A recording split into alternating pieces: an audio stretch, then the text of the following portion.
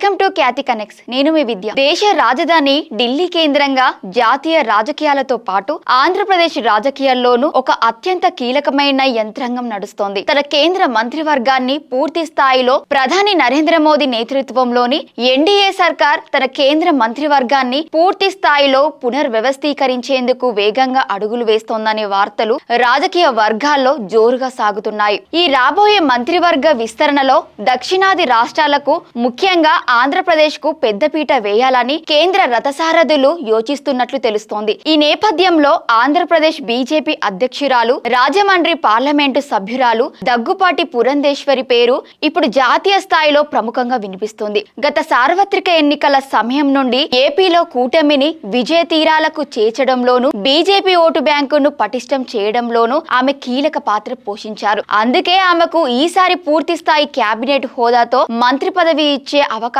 ఉందనే చర్చ political circles లో హాట్ టాపిక్ గా మారింది. అసలు పురంధేశ్వరికి ఈ కేంద్ర మంత్రి పదవి దక్కే అవకాశాలు ఎంతవరకు ఉన్నాయి, ఆమెకు ఉన్న ప్లస్ పాయింట్లు ఏంటి, దీని వెనుక ఉన్న సామాజిక సమీకరణాలు ఏంటో ఇప్పుడు చాలా వివరంగా తెలుసుకుందాం.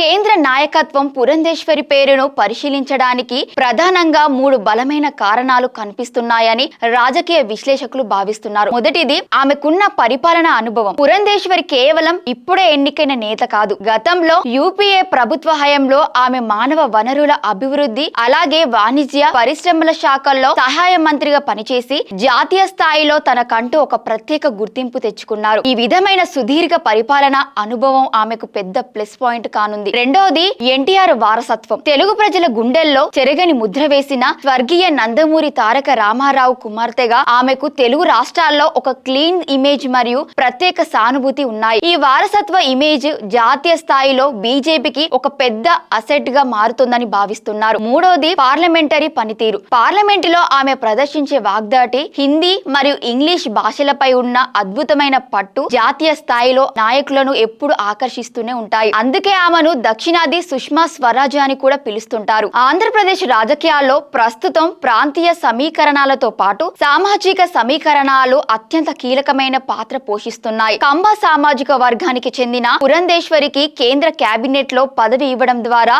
ఆ వర్గం నుంచి రాష్ట్రంలో బీజేపీకి మరింత పటిష్టమైన పద్ధతి లభిస్తోందని జాతీయ నాయకత్వం అంచనా వేస్తోంది. దీనికి తోడు ప్రస్తుతం ఆంధ్రప్రదేశ్ లో కూటమి ప్రభుత్వం ఆధ్వర్యంలో అమరావతి రాజధాని నిర్మాణ పనులు వేగవంతం అవుతున్నాయి. కేంద్రం నుంచి అమరావతి ప్రాజెక్టుల పర్యవేక్షణ పెంచాలన్నా, అలాగే విశాఖ రైల్వే జోన్ వంటి పెండింగ్ అంశాలను వేగంగా ముందుకు తీసుకెళ్లాలన్నా ఏపీ నుంచి జాతీయ స్థాయి గుర్తింపు ఉన్న సమర్థవంతమైన నేత కేంద్ర కేబినెట్ లో ఉండటం పార్టీకి, రాష్ట్రానికి ఎంతో మేలు చేస్తోందని బీజేపీ పెద్దలు భావిస్తున్నట్లు సమాచారం. ఈ అంశాన్ని ఒక లోతైన కోణంలో విశ్లేషిస్తే పురంధేశ్వరికి కేబినెట్ పదవి దక్కే అవకాశాలు గట్టిగా ఉన్నప్పటికీ దీని వెనుక కొన్ని సాంకేతిక మరియు రాజకీయ సవాలు కూడా ఉన్నాయి. కూటమి ఒప్పందం ప్రకారం ఇప్పటికే ఆంధ్రప్రదేశ్ నుంచి తెలుగుదేశం పార్టీకి చెందిన 2 నేతలు కేంద్ర మంత్రివర్గంలో కీలక బాధ్యతలు నిర్వహిస్తున్నారు. అలాగే బీజేపీ నుండి కూడా మరో మంత్రి ప్రాతినిధ్యం వహిస్తున్నారు. ఒకవేళ మరిన్ని కీలక పదవులను కేవలం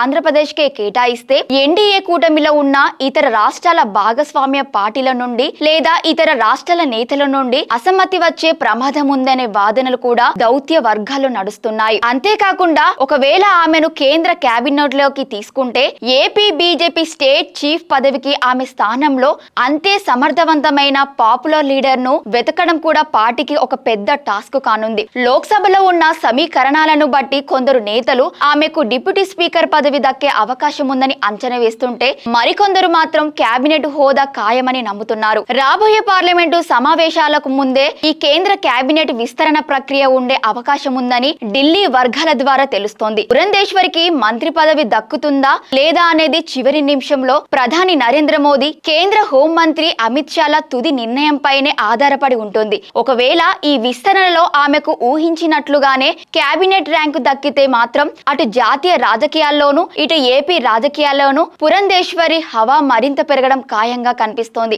మరి కేంద్ర మంత్రివర్గ పునర్వ్యవస్థీకరణలో పురంధేశ్వరికి కేబినెట్ పదవి దక్కే అవకాశాలపై మీ అభిప్రాయం ఏంటి? ఆమె కేంద్ర మంత్రి అయితే ఏపీ పెండింగ్ ప్రాజెక్టులు వేగవంతం అవుతాయని మీరు భావిస్తున్నారా? మీ అమూల్యమైన ఆలోచనలను కింద కామెంట్ సెక్షన్ లో తప్పకుండా రాయండి. మరిన్ని తాజా పొలిటికల్ అప్డేట్స్ కోసం చూస్తూనే ఉండండి. Thank you for watching Khyati connects.